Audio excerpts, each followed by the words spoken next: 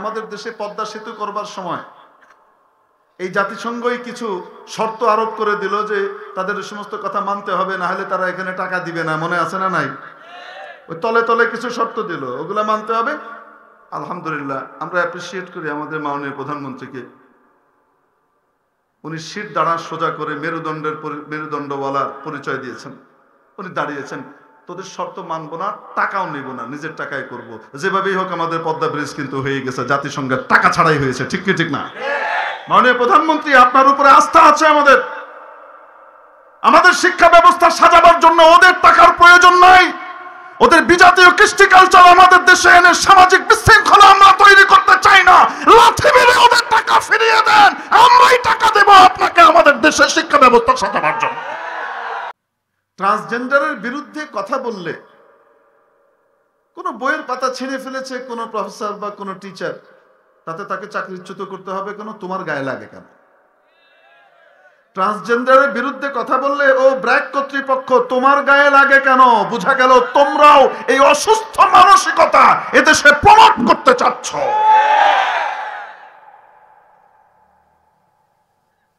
এই ধরনের ইউনিভার্সিটিকে বয়কট করা উচিত, এদের ব্যাংক বয়কট করা উচিত।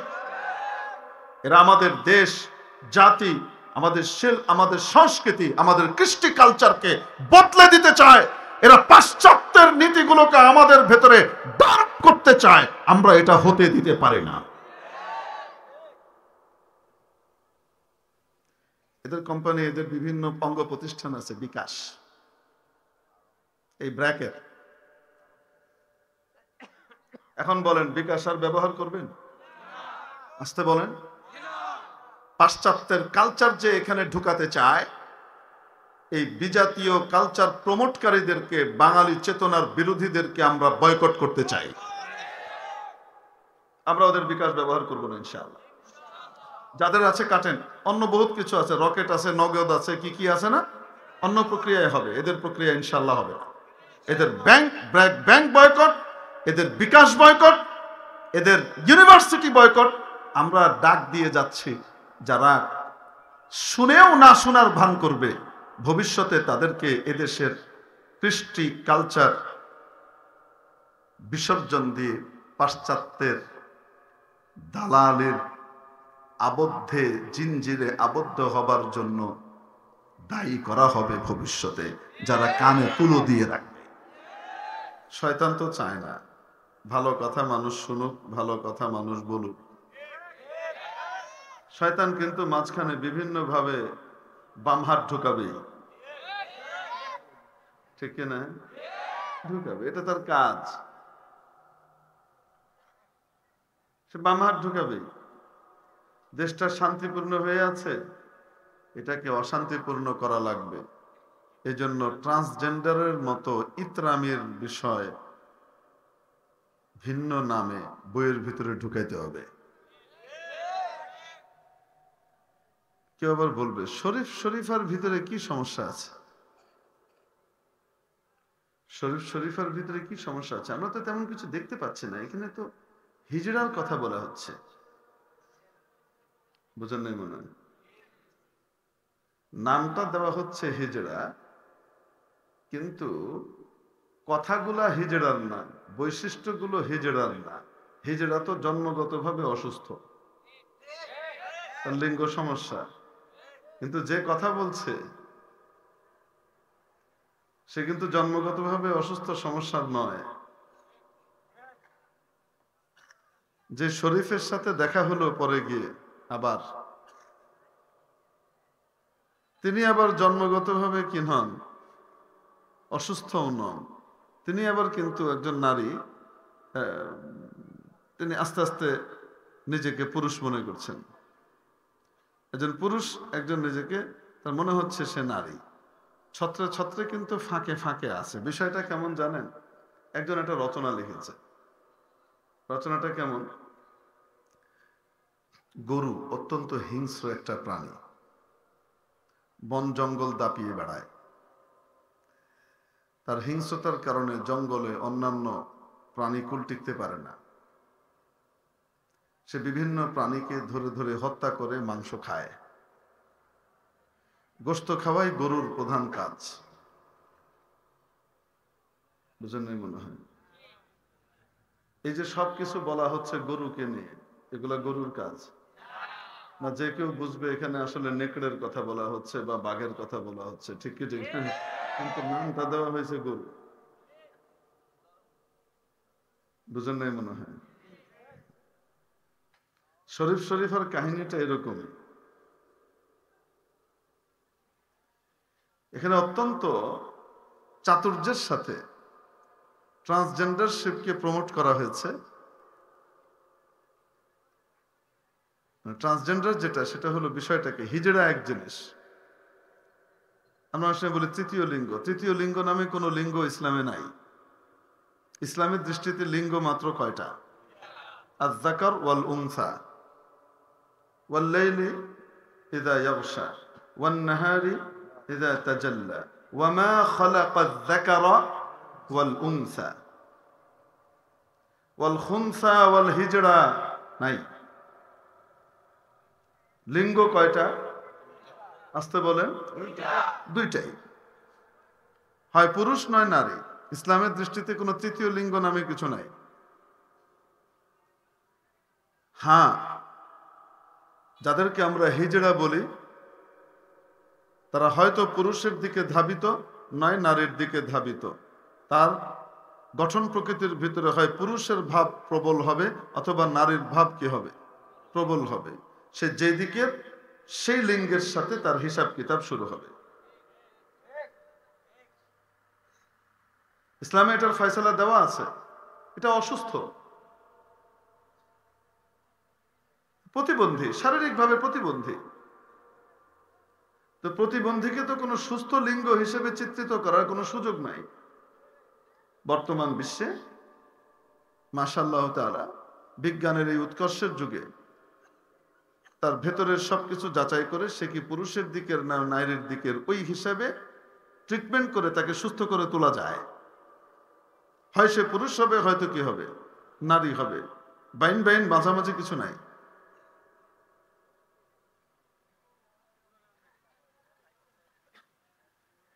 এখন এই অসুস্থতাকে আলাদা লিঙ্গ হিসেবে নাম দিয়ে, আলাদা একটা লিঙ্গের নামে চিত্রিত করে, এটাকে দিয়ে কি করা হচ্ছে? আরেকটা শয়তানিকে জায়েজ করবার ব্যবস্থা করা হচ্ছে। সেই শয়তানিটা কি?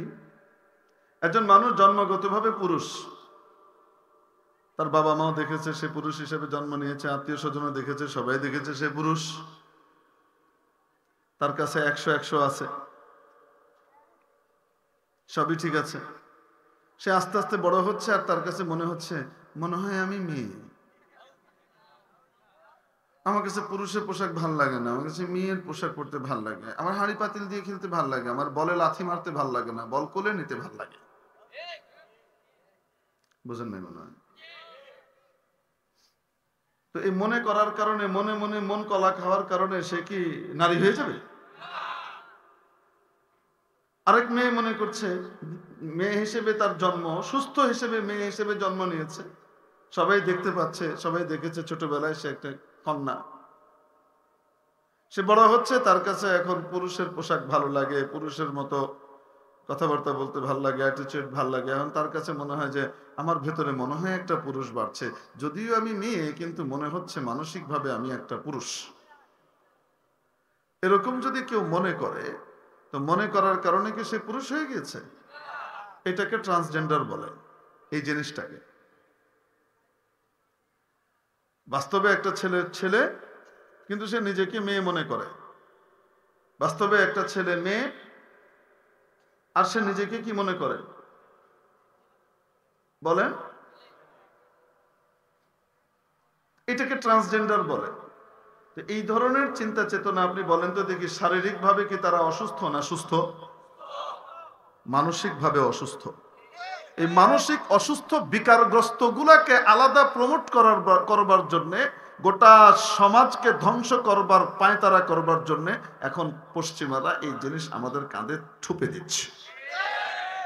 এটা কি সুস্থ রুচি না বিকৃত রুচি? বিকৃত রুচি। এরকম যদি হয় যে যে যেটা মনে করবে সে সেটাই,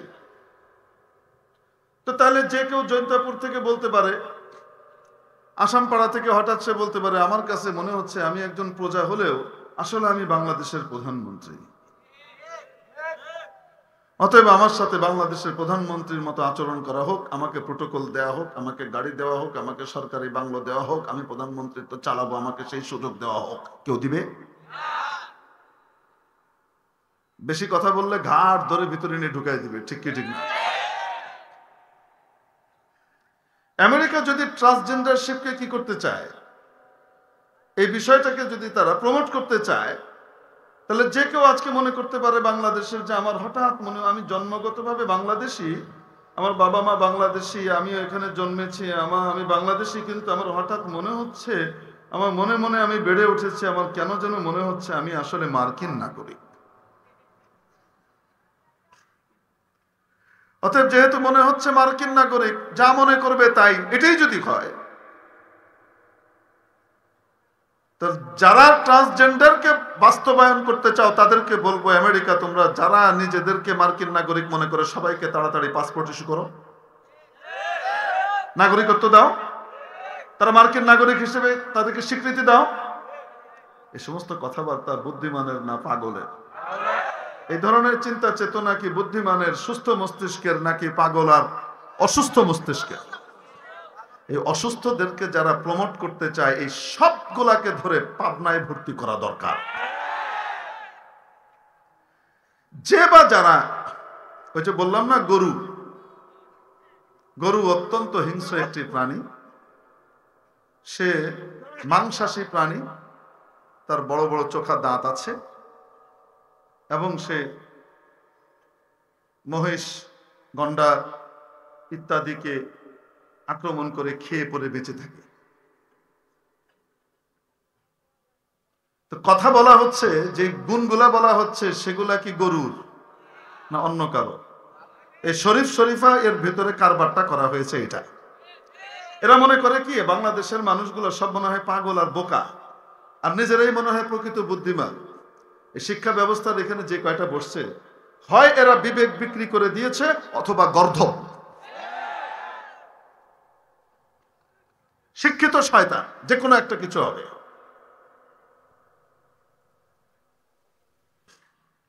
প্রিয় উপস্থিতি, কি যে বলবো আসলে, মানে আপনাদের গত বছরের কথা মনে আছে? দেশটা যখন শান্তিতে চলতে থাকে, উন্নয়নের জোয়ার বইতে থাকে, বড় বড় ব্রিজ কালভার্ট হচ্ছে, সুন্দর মেট্রো রেল হচ্ছে, এটা হচ্ছে সেটা হচ্ছে, বঙ্গবন্ধু টানেল হচ্ছে, দেশের মানুষ যাতায়াতের সুফল পাচ্ছে, একটা আনন্দের সাথে মানুষ বেঁচে থাকতে চায়। ঠিক সেই সময় একটা অস্থিতিশীল পরিবেশ তৈরি করবার জন্য শিক্ষা বিভাগীয় লোকজন কিছু দায়িত্ব পালন করেন। সিলেবাসের ভিতরে এমন কিছু গন্ডগোল মার্কা কারবার জিনিস নিয়ে আসে, যেটা মানে পাগলও এটাকে কি করবে না, গ্রহণ করবে না। গত বছর শুরু করলো বান্দর বানানো, মনে আছে না?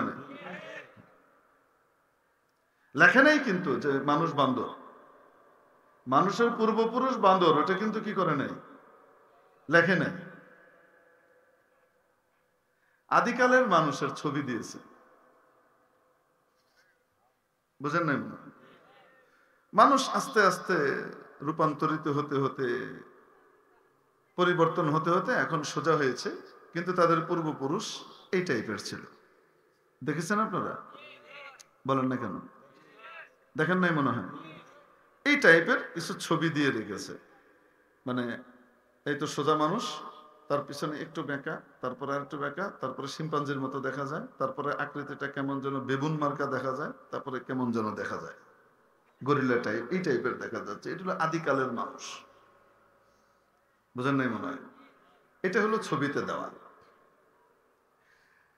আর টেক্সটের ভিতরে কি লেখা, সেখানে বড় মজার জিনিস। শিক্ষক ছাত্রের সাথে কি হচ্ছে, কথোপকথন হচ্ছে, আলোচনা হচ্ছে। স্যার, মানুষের পূর্বপুরুষ কি বানর ছিল? না, বানর ছিল না। আচ্ছা, যারা এরকম মনে করে যে বানর ছিল, না না না, বানর ছিল না, না বানর ছিল না, না বানর ছিল না। বুঝেন নাই মনে হয়? 3-4 বার এনেছে, কি ছিল না?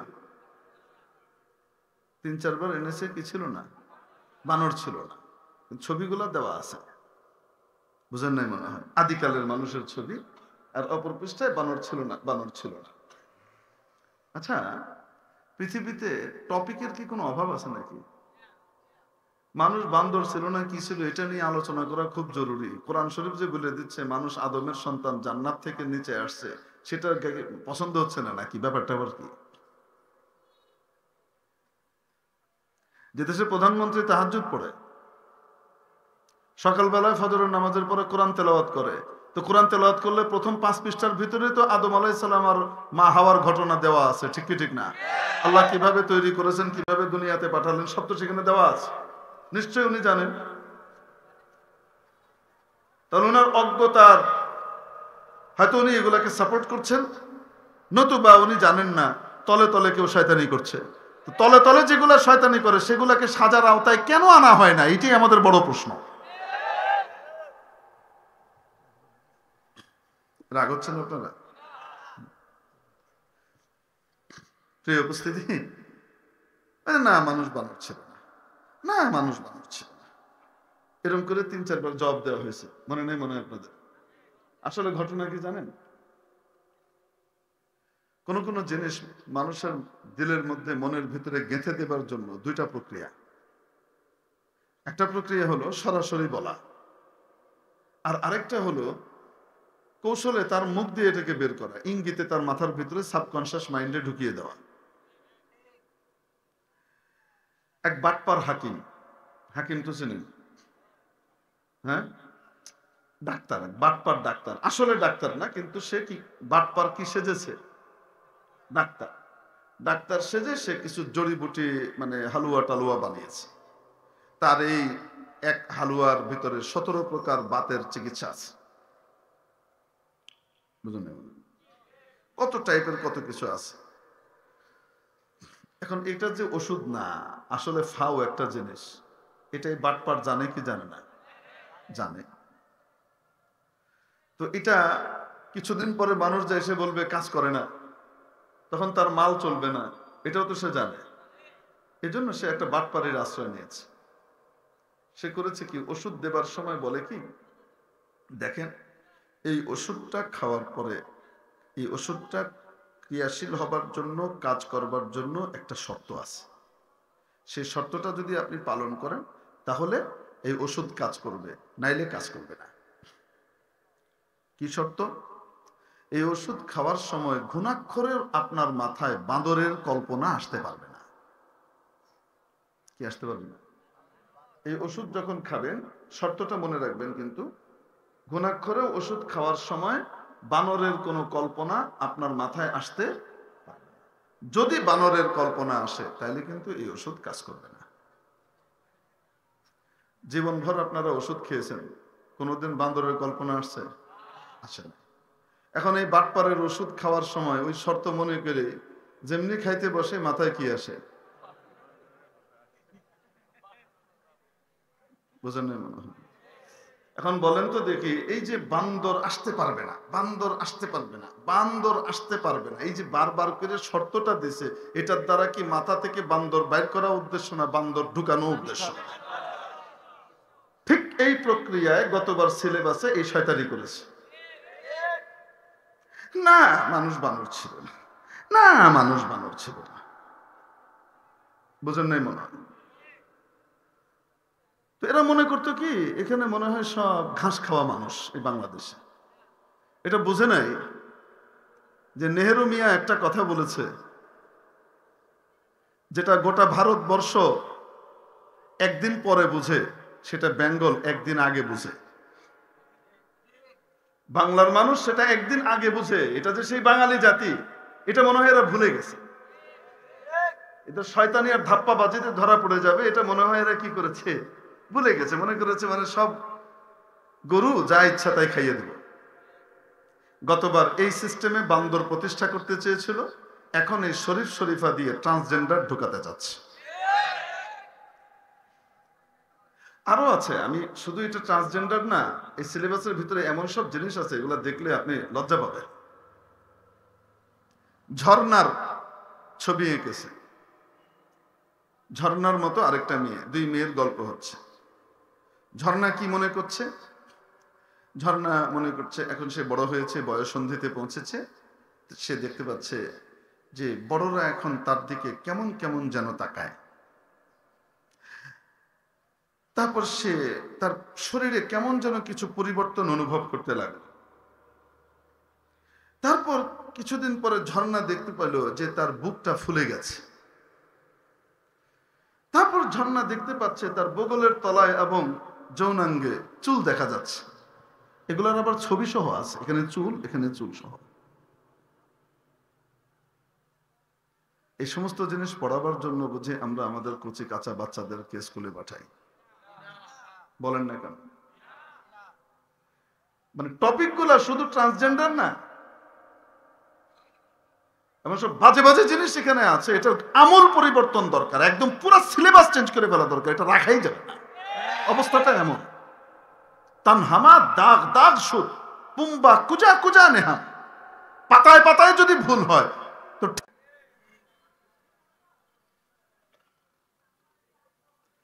মেরে মুহতারাম দোস্ত আজিজ বুজুর্গ, এই যে দেশটা সুন্দর চলছে, এখন শয়তান বাওয়ার ঢুকাইছে। আরেক শয়তান ব্র্যাক ইউনিভার্সিটি। পশ্চিমাদের চিন্তা চেতনা এদেশে বাস্তবায়ন করবার জন্য এই ফজলে হাসান আবেদকে তারা স্যার উপাধি দিয়েছে।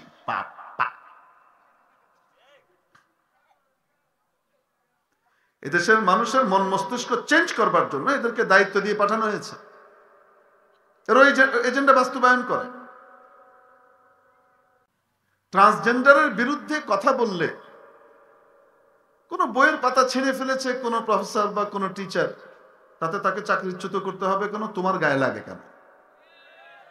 ট্রান্সজেন্ডারের বিরুদ্ধে কথা বললে ও ব্র্যাক কর্তৃপক্ষ, তোমার গায়ে লাগে কেন? বোঝা গেল তোমরাও এই অসুস্থ মানসিকতা এদেশে প্রমোট করতে চাচ্ছ।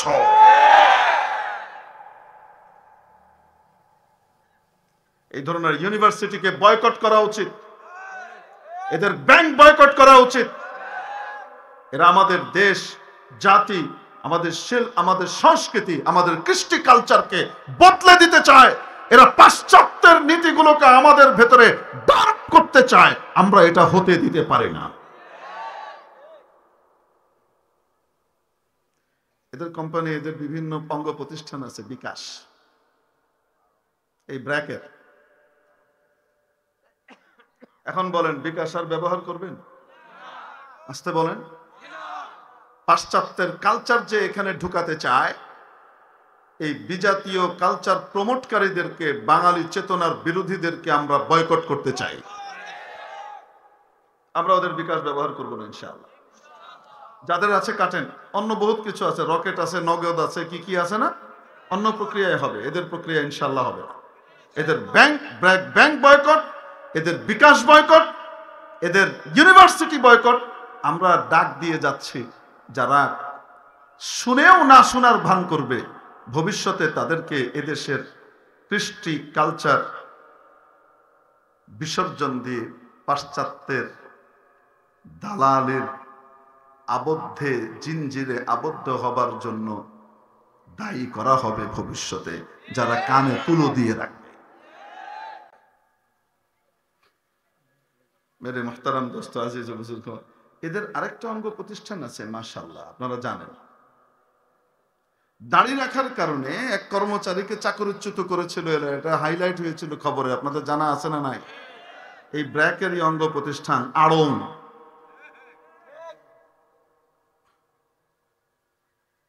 আড়ং দেশি খাদি বিভিন্ন জিনিসপত্র তৈরি করে, গ্রামের পাহাড়ের বিভিন্ন মেয়েদেরকে দিয়ে, বিভিন্ন কর্মচারীদেরকে দিয়ে নামমাত্রে তাদেরকে সামান্য, অতি সামান্য মজুরি দেয়, চড়া দামে বিক্রি করে নিজেদের পকেট ভারী করে। এরা ইংরেজ বেনিয়াদের নতুন রূপ, নব্যরূপী বেনিয়া। এগুলোকে বয়কট করার সময়ের দাবি। কে কে করবেন দেখি, হাত উঠিয়ে দেখান তো দেখি। আল্লাহ কবুল করে না। আমিন। বাংলাদেশে ব্র্যাক আসার আগে ইউনিভার্সিটি ছিল না? বাংলাদেশের মানুষ শিক্ষিত হয় নাই। আপনাদেরকে যদি এখন বলি না, আপনারা শিউরে উঠবেন। ব্র্যাকে যদি কেউ পড়ে ইউনিভার্সিটিতে, বাধ্যতামূলকভাবে তাকে টার্কে যেতে হয়।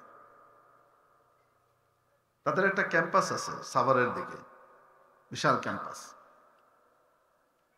সেখানে 1 মাস 2 মাসের জন্য প্রত্যেকটা ছেলেকে প্রত্যেকটা মেয়েকে যেতে হয়। সেখানে তাদেরকে অনেক কিছু তারা শিখাবে।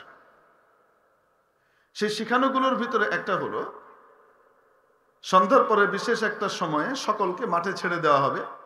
ছেলে মেয়েরা সব একসাথে ওখানে বসে গল্প গুজব করবে, যে যেভাবে একটু একে অপরের সাথে আলাপ আলোচনা করবে, যার যার মতো ঘুরে বেড়াবে বাধাহীনভাবে।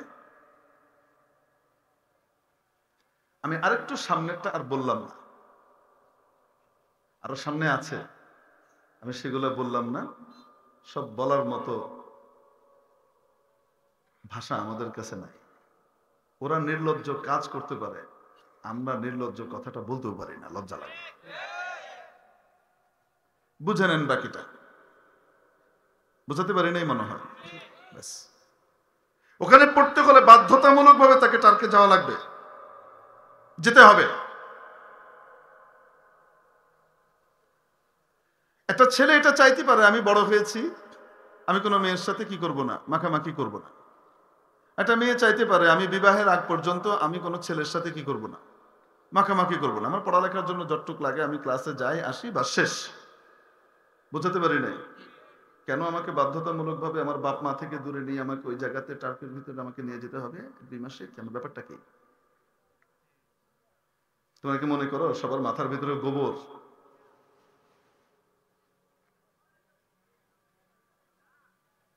সময়ের দাবি ব্র্যাককে বয়কট করা।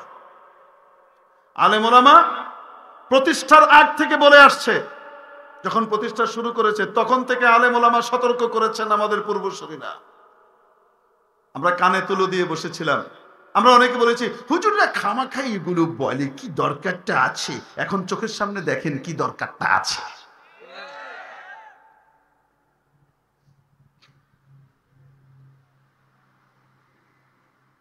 আল্লাহ আমাদেরকে হেদায়েত করুক বলি আমি। তাহলে সমাজের ব্যাপারে সচেতনতার দরকার আছে না নেই? আপনাদেরকে একটা কথা বলি, রাসূল পাক সাল্লাল্লাহু আলাইহি সাল্লাম ইরশাদ করেছেন, আল্লাহ তাআলা অভিশাপ দেন ওই সমস্ত লোকের উপরে, ওই সমস্ত পুরুষের উপরে যারা পুরুষ হয়ে নারীর বেশ ধারণ করে। আর আল্লাহ অভিশাপ দেন ওই সমস্ত নারীর উপর যারা নারী হয়ে পুরুষের বেশ ধারণ করে। আমাদের দেশটাকে কি আমরা অভিশাপের দেশে পরিণত করতে চাই? শুধু বেশ ধারণ করলে যদি লানত আর গজব আসে,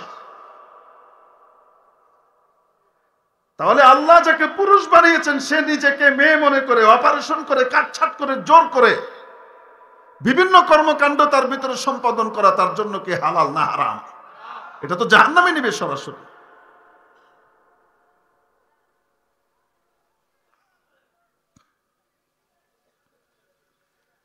এটা কত ভয়াবহ আমরা কল্পনাও করতে পারছি না।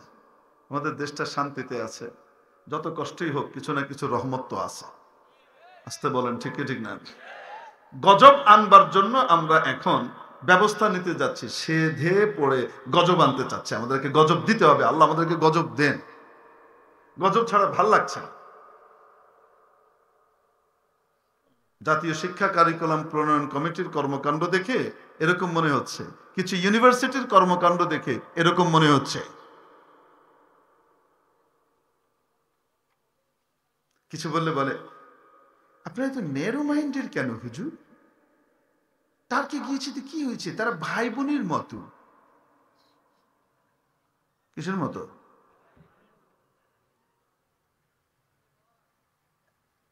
হ্যাঁ, ফিনল্যান্ডে কি হয়েছে জানেন? মজার কথা শুনবেন। ওখানকার প্রধান ক্ষমতাধরের ক্ষমতা নিয়ে টানাটানি পড়ে গেছে। কি কাহিনী? অনুমোদন তো দিয়ে দিয়েছে ট্রান্সজেন্ডার, যে যেটা চাইবে সেটা কি করতে পারে, মনে করতে পারে। বুঝেন নাই মনে হয়? যে যেটা চাইবে সে নিজেকে সেটা মনে করতে পারে। এখন এক পুরুষ কয়েদি, জেলখানার কয়েদি, সে দাবি করতে লাগলো সে নিজেকে মেয়ে মনে করছে, তার ভিতরে একটা মেয়ে বড় হচ্ছে। সে নাকি ছোটবেলা থেকে নিজেকে মেয়েই মনে করছে, এতদিন মেয়ের বেশ ধারণ করেছে। অতএব কি করা, অপরাধী। এখন অপরাধীদের জন্য সারা বিশ্বে কিন্তু জেল ভাগ করা আছে। মেয়েদের জেলে পুরুষরা থাকে না, পুরুষদের জেলে কি থাকে না, মেয়েরা থাকে না, আলাদা আলাদা। এখন তার এটা মনে হচ্ছে, অতএব তার দাবি অনুযায়ী তাকে এখন পুরুষ জেল থেকে কোন জেলে স্থানান্তরিত করা হয়েছে, বলেন না কেন? মাশাআল্লাহু তাআলা।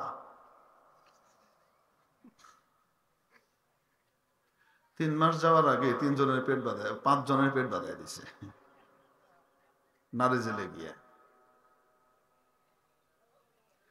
তারপরে এই নিয়ে চিৎকার চেঁচামেচি শুরু হয়েছে, আন্দোলন শুরু হয়েছে। তারপরে আবার তাকে গার্ড ধরে পানিশমেন্ট দিয়ে তাকে আবার বেটাদের এখানে আনা হয়েছে। আপনারা কি আপনাদের দেশে এরকমই চান নাকি? তো বলেন, যদি আপনি ট্রান্সজেন্ডারকে অনুমোদন দেন, তাহলে বিভিন্ন অফিস আদালতে, রেস্তোরাঁতে, প্রতিষ্ঠানে, বিভিন্ন রেস্টুরেন্টে, এয়ারপোর্টে, বিভিন্ন জায়গাতে মেল ফিমেল টয়লেটের জন্য জায়গা দেওয়া আছে না নাই? ব্লক আলাদা করা আছে না নাই? মেয়েদের চিহ্ন সিম্বল আলাদা দেওয়া আছে, ছেলেদের সিম্বল আলাদা দেওয়া থাকে। দেখলেই বোঝা যায় এটা ছেলেদের, এটা ছেলেরা ছেলেদেরটায় যায়, মেয়েরা। এখন আপনি ট্রান্সজেন্ডারের পক্ষে কথা বললেন, অসুবিধা কি? একটু উদার হলে সমস্যা কি? কোনো সমস্যা নাই। আপনি একটু নিজেকে চিন্তা করেন, আপনার মেয়েটা গেছে কোথায়? মেয়েদের বাথরুমে। যেহেতু ট্রান্সজেন্ডারকে আপনি অনুমোদন দিয়েছেন, একটা ছেলে নিজেকে এখন মেয়ে মনে করছি, সে মনে করছে যে তার ভিতরে একটা মেয়ে বড় হয়ে উঠছে, জন্মগতভাবে পুরুষ, তার সবই আছে, সোনা দানা সবই আছে, সব ঠিকঠাক, বাপ মাও তাই এইভাবেই দেখছে। সে এখন সে নিজেকে মেয়ে মনে করে। ট্রান্সজেন্ডারকে আপনি অনুমোদন দিলে সে এখন যাবে কোথায়? সে মেয়ে মনে করে তো মেয়েদের টয়লেট ব্লকে যাবে। আপনার মেয়ে কি ওখানে স্বাচ্ছন্দ্য বোধ করবে বাথরুম করা? আপনি বলেন তো, কোন সামাজিক বিশৃঙ্খলা আমাদের দেশে আমরা ডেকে আনতে চাচ্ছি? ব্যাপারটা কি?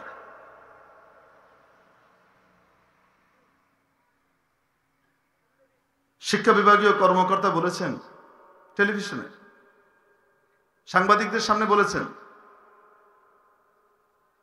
যে আসলে এই উন্নত শিক্ষা ব্যবস্থাটা জাতিসংঘ 52টা দেশের জন্য সুপারিশ করেছে, আমরা সেই উন্নত শিক্ষা ব্যবস্থা এখানে বাস্তবায়ন করছি। আসল জিনিস বলেছ আঙ্কে, এবার আসল জিনিসটা বলেছ। তবে আরেকটু বাকি রেখেছি, সেটা কি জানেন? সেটা হলো আমাদের শিক্ষা ব্যবস্থা উন্নত করবার জন্য এই খাতে বিপুল পরিমাণ টাকা তারা বিনিয়োগ করবে, তারা টাকা দিবে আমাদের জাতিকে শিক্ষিত করে তোলার জন্য, যদি তাদের কিছু সুপারিশ মালা মেনে নেওয়া হয়। সেই সুপারিশগুলো আমরা শিক্ষা ব্যবস্থায় বাস্তবায়ন করলে তারা আমাদেরকে ওই টাকা দিবে, না হলে দিবে না। আপনাদের মনে আছে না নাই, আমাদের দেশে পদ্মা সেতু করবার সময় এই জাতিসংঘই কিছু শর্ত আরোপ করে দিল যে তাদের এই সমস্ত কথা মানতে হবে, না হলে তারা এখানে টাকা দিবে না। মনে আছে না নাই? ওই তলে তলে কিছু শর্ত দিল, ওগুলা মানতে হবে। আলহামদুলিল্লাহ, আমরা অ্যাপ্রিসিয়েট করি আমাদের মাননীয় প্রধানমন্ত্রীকে। উনি শীত দাঁড়া সোজা করে মেরুদণ্ডওয়ালার পরিচয় দিয়েছেন। উনি দাঁড়িয়েছেন, তোদের শর্ত মানবো না, টাকাও নিব না, নিজের টাকায় করব। যেভাবেই হোক আমাদের পদ্মা ব্রিজ কিন্তু হয়ে গেছে, জাতিসংঘের টাকা ছাড়াই হয়েছে। ঠিক কি ঠিক না? মাননীয় প্রধানমন্ত্রী, আপনার উপরে আস্থা আছে আমাদের। আমাদের শিক্ষা ব্যবস্থা সাজাবার জন্য ওদের টাকার প্রয়োজন নাই। ওদের বিজাতীয় কৃষ্টি কালচার আমাদের দেশে এনে সামাজিক বিশৃঙ্খলা আমরা তৈরি করতে চাই না। লাথি মেরে ওদের টাকা ফিরিয়ে দেন, আমরাই টাকা দেব আপনাকে আমাদের দেশের শিক্ষা ব্যবস্থা সাজাবার জন্য। ইসলামের শত্রুরা হুঁশিয়ার সাবধান, উলামাদের শত্রুরা হুঁশিয়ার সাবধান, রহমতের দুশমনরা হুঁশিয়ার সাবধান। মেরে মোহতারাম দোস্ত, আজিজ ও বুজুর্গ, মানবতার শত্রুরা হুঁশিয়ার সাবধান। এরা মানবতার শত্রু, সামাজিক শৃঙ্খলাবোধের শত্রু। গোটা জাতির ভিতরে বিশৃঙ্খল পরিবেশ তৈরি করতে চায়। পাশ্চাত্যের এই সমস্ত দালাল যারা আছে, উচ্ছিষ্ট ভোগী, তাদেরকে চিহ্নিত করে গরাদে পোড়া দরকার।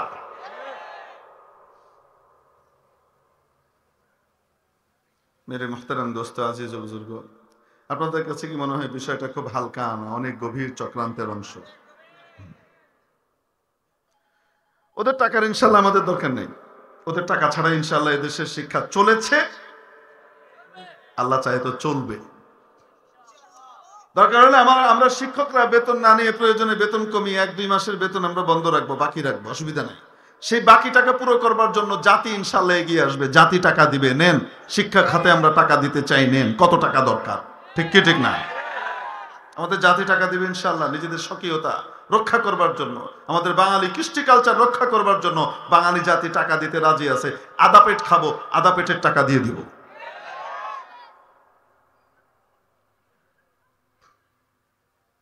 মেরে মুহতারাম দোস্ত, শিক্ষাই জাতির মেরুদণ্ড।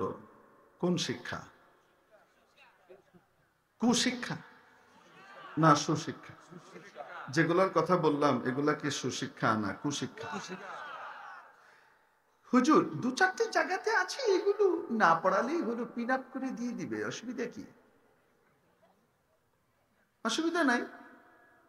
1 ড্রাম দুধ, তার ভিতরে মাত্র ছোট 1 কাপ পেশাব ঢেলে দিছে, আর কিছু না। খাবেন তো? বলেন না কেন? কেন খাবেন না? পেশাবের পরিমাণ কতটুকু? আরে 10 ফোঁটা পেশাবও যদি 1 ড্রাম দুধের ভিতরে দেওয়া হয়, রুচিতে বাঁধবে, কেউ খাবে না। আমার শিক্ষার ব্যাপারে রুচি এত নষ্ট হয় কিভাবে? আমার বাচ্চার ব্যাপারে আমার রুচিটা এত নষ্ট হয় কিভাবে?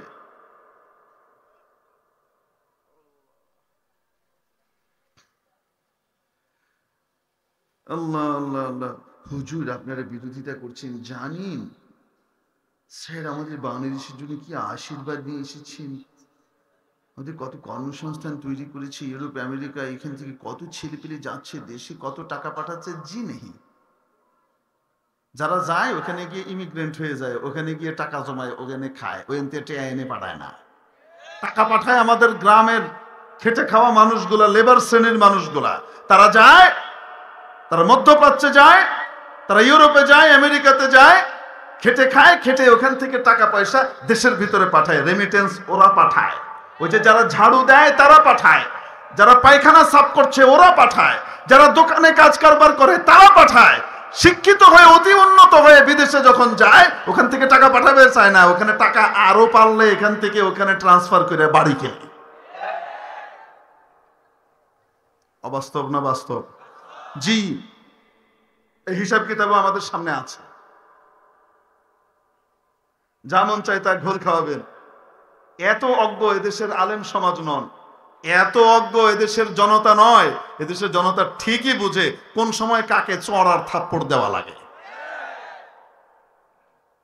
আমরা ফুলের মালাও দিতে জানি, পরেরটা আর আমরা বললাম না, আপনারাই পুরা করে দেন। কি কি জানে জানো? আচ্ছা আচ্ছা, ঠিক আছে, হতে পারে, আমি জানি না, কিন্তু আপনারা তো জানেন। আমি যদি ভুলও করি, আপনারা তো আর ভুল করবেন না। তাহলে আমাদের দেশের শিক্ষা ব্যবস্থা সুন্দর করবার দরকার আছে না নাই? বলেন না কেন?